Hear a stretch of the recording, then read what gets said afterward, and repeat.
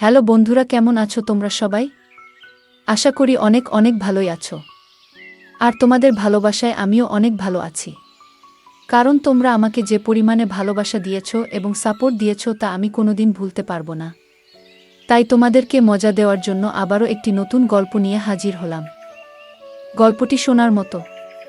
আশা করি তোমাদের দাঁড়িয়ে যাবে এবং তোমরা হাতের কাজ করতে সবাই হেডফোন নিয়ে বসে যাও।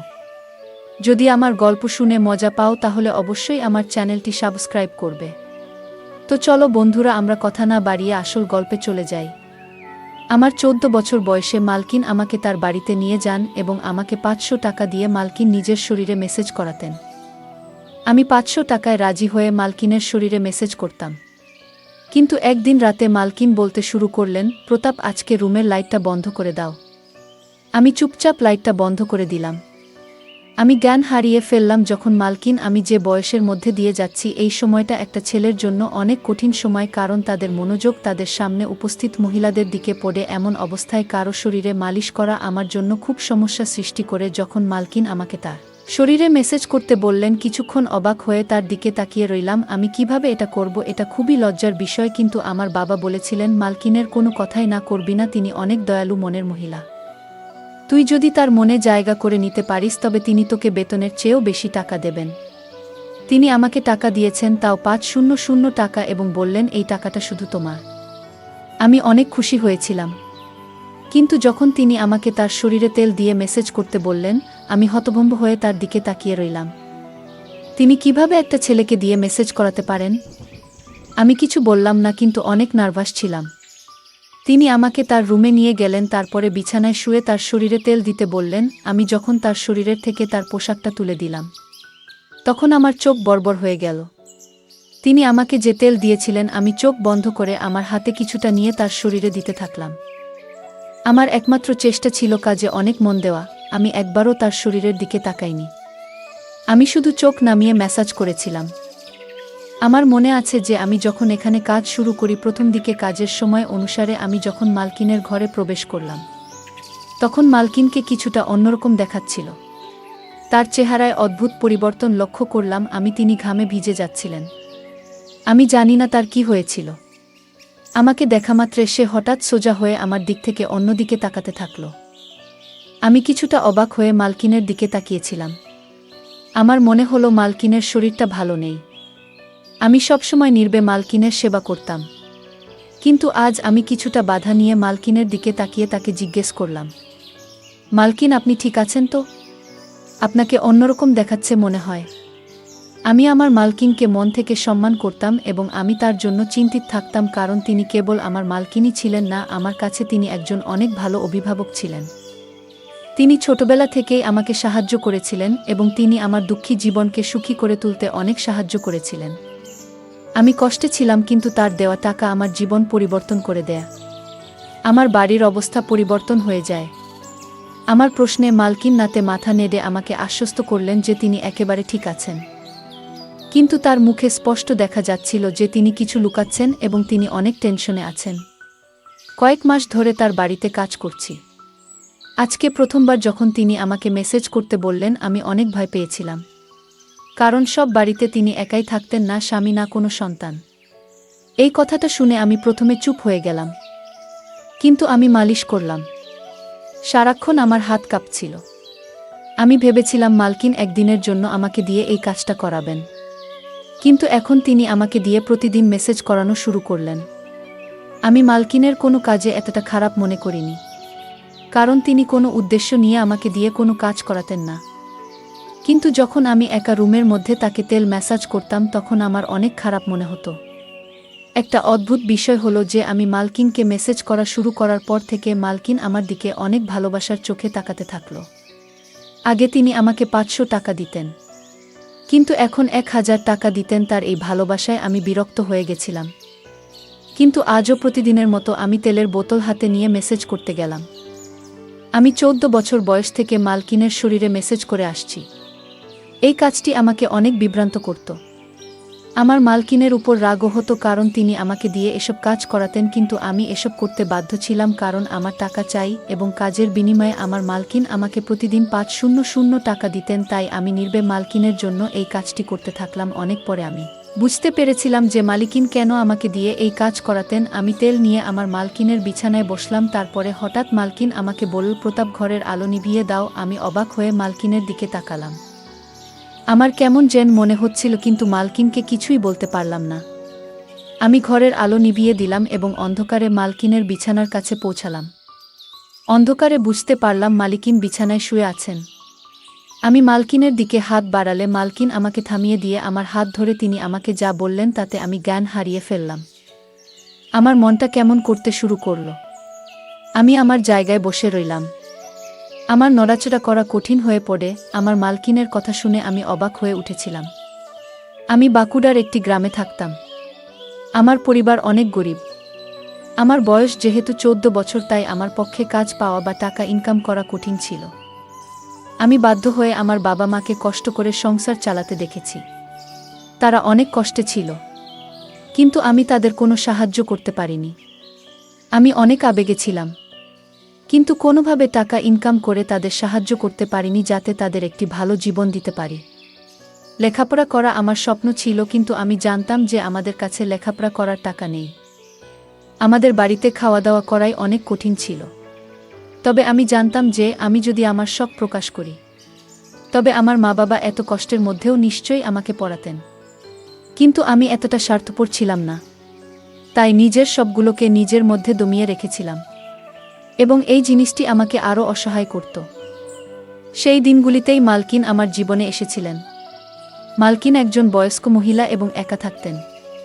তার স্বামী তাকে ছেড়ে দিয়েছিলেন এবং তার কোনো সন্তান ছিল না। তবে তার অনেক টাকা ছিল। তার অনেক জমিজমাও আমাদের গ্রামে ছিল। মালকিনের নিজের জমিতে কিছু গুরুত্বপূর্ণ কাজ ছিল। তাই আমাদের গ্রামে আসার পর তিনি আমাকে দেখে আমার দিকে তাকিয়ে জানতে চাইলেন আমি কেন স্কুলে যাই না এবং কেন আমি পড়াশোনা করি না। আমি দুঃখের সাথে তাকে আমাদের অবস্থার কথা বললাম এবং বললাম যে আমি আমার পরিস্থিতির কারণে পড়াশোনা করতে পারিনি। পড়াশোনা করলে আমাদের ঘরে খাওয়া দাওয়া বন্ধ হয়ে যাবে। আমার কথা শুনে মালিকিন চিন্তায় পড়ে গেলেন। এরপর তিনি আমাদের বাড়িতে এসে আমার বাবা মায়ের সাথে কথা বললেন এবং বললেন যে বাড়ির ছোটখাটো কাজের জন্য তার আমার বয়সী একটি ছেলে দরকার। আমার বাবা মা তখনও চিন্তায় ছিলেন যে কিভাবে তারা তাদের ছোট ছেলেকে এত কম বয়সে কাজে দিবেন এবং সম্ভবত তারা ভাবছিলেন যে আমি হয়তো তাদের ভুল বুঝব। কিন্তু আমি এগিয়ে গিয়ে তার কাজ করতে রাজি হলাম। আমার কথা শুনে মালিকিন অনেক খুশি হয়েছিলেন। তখন আমি কিছুই জানতাম না। আমি শুধু ভেবেছিলাম মালিকিন তার ইচ্ছা অনুযায়ী ছোটখাট কাজ করাবেন, আর আমি সব কাজ করতেই রাজি ছিলাম। আমি অনেক খুশি মনে রাজি হলে আমার বাবা মাও চুপ হয়ে গেলেন। মালকিন আমার বাবা মায়ের হাতে বেশ কিছু টাকা দিয়েছিলেন এবং তাদের কথা দিয়েছিলেন যে তিনি প্রতি মাসে টাকা পাঠাবেন যাতে আমাদের বাড়ির কষ্ট দূর হয়। মনে মনে আমি অনেক খুশি ছিলাম। আমার স্বপ্ন সত্যি হতে চলেছে, কারণ আমি সবসময় আমার বাবা মায়ের অবস্থা পরিবর্তন করতে চেয়েছিলাম। আমি আমার জিনিসপত্র গুছিয়ে মালকিনের সাথে শহরে চলে এলাম। মালকিনের শহরের সুন্দর বাড়ি ছিল। এত সুন্দর বাড়ি আমি জীবনে প্রথম দেখেছিলাম। মালকিন আমার থাকার জন্য একটি রুম দিয়েছেন। রুমটি খুবই ছোট, কিন্তু অনেক সুন্দরভাবে সাজানো ছিল। রুমে দামি দামি আসবাবপত্র রাখা ছিল। আমার মনে হচ্ছিল যেন ঘরটা আমার স্বপ্নের মতো তৈরি করা হয়েছে। মালকিন আমাকে ছোটখাট কাজ বুঝিয়ে দিলেন, যার মধ্যে রোজ তার গাড়ি পরিষ্কার করা, রাতে তাকে পানি দেওয়া এবং দিনে 3 বার খাওয়ার বাসনপত্র পরিষ্কার করা ইত্যাদি। এই কাজগুলো আমার মতো গরিব একজন ছেলের পক্ষে অনেক সহজ ছিল। মালকিনের বাড়িতে বাইরে থেকে রান্না করা খাবার আসতো এবং মালিকিন তার সাথে আমাকেও খেতে দিতেন। প্রথম দিনই আমাকে ভালো পোশাক দেওয়া হয়েছিল। জুতাও কিনে দিয়েছিলেন। মালকিনের দয়া এখানেই শেষ হয়নি। তিনি আমাকে বলেছিলেন যে তিনি খুব শীঘ্রই আমাকে একটি ভালো স্কুলে ভর্তি করাবেন, যাতে আমি আমার পড়াশোনা চালিয়ে যেতে পারি। শুনে আমি অনেক খুশি হয়ে গেলাম। কিন্তু রাত নামার সাথে সাথে মালকিন আমাকে তার ঘরে ডেকে একটি সুগন্ধযুক্ত সিসি দিয়ে বললেন, আমার শরীরে মেসেজ করো। আমি মাথা নেড়ে তাড়াতাড়ি তেল এনে মালকিনের পায়ের কাছে গিয়ে বসলাম।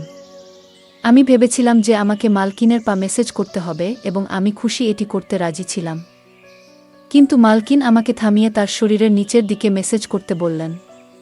এটা করতে আমার লজ্জা করছিল, কিন্তু কোনো রকমে আমি মালকিনের শরীরে মেসেজ করলাম। আমি তারপর উঠে রুম থেকে চলে গেলাম। আমি ভাবলাম মালিকিন মনে হয় ক্লান্ত হয়ে পড়েছেন, আর আমাকে দিয়ে মেসেজ করাবেন না। কিন্তু আমার ধারণা ভুল ছিল। আমি অনেক চালু ছেলে ছিলাম, তাই সব কাজ তাড়াতাড়ি করে ফেলতাম। কিন্তু রাত নামলেই আবার একইভাবে মালকিন আমাকে রুমে ডেকে এক শিশি তেল দিলেন। এটা ভেবে মন খারাপ হয়ে গেল যে আজকেও আমাকে মালকিনের মেসেজ করতে হবে। পা পর্যন্ত তো ঠিক ছিল, কিন্তু মালকিন আমাকে দিয়ে যেখানে মেসেজ করাতেন সেটি আমার কাছে অস্বস্তি করছিল। আজও আমি কোনো রকমে মালকিনের মেসেজ করে তার দিকে তাকালাম। তিনি শান্তিতে ঘুমাচ্ছিলেন। আমি বুঝতে পারছিলাম না মালকিন এতে কি সুখ পান। মালকিনের কাজকর্ম আমাকে অবাক করছিল। 3 দিন পরেই মালকিন আমাকে একটি ভালো স্কুলে ভর্তি করিয়েছিলেন। আমি আমার মালকিনের জন্য পাগল ছিলাম, কিন্তু আমার মালকিনের মেসেজ করতে ভালো হতো না। মালকিন এটি তার রুটিনে পরিণত করেছিলেন, আর প্রতিদিন সে আমাকে মেসেজ করতে বলতেন। আমি তার অনুগ্রহে ছিলাম, তাই আমি না করতে পারছিলাম না। তাই কিছু না বলে আমি আমার মালকিনকে মেসেজ করতে থাকলাম। মালকিন সম্ভবত বুঝতে পেরেছিল যে আমি তার মেসেজ বিরক্তি নিয়ে করি। সেজন্য আমার বেতন বাদেও তিনি আমাকে প্রতিদিন 500 টাকা করে দিতে থাকলেন, এবং আমি আনন্দের সাথে টাকার জন্য এই কাজটি করতে থাকলাম। এইভাবে আমি মালকিনের বাড়িতে অনেক দিন ছিলাম এবং এখন আমি এতে অভ্যস্ত হয়ে গেছি। মালকিনের একটি ভালো অভ্যাস ছিল যে মাস শেষ হলেই তিনি আমাকে না বলেই আমার বাড়িতে টাকা পাঠিয়ে দিতেন, যা আমার বাবা মায়ের জীবনকে সহজ করে দিয়েছিল। আমিও অনেক কষ্ট করে পড়াশোনা করছিলাম যে সারা জীবন যাতে আমাকে মালকিনের মতো মহিলাদের বাড়িতে থেকে তাদের ইচ্ছা পূরণ করতে না হয়।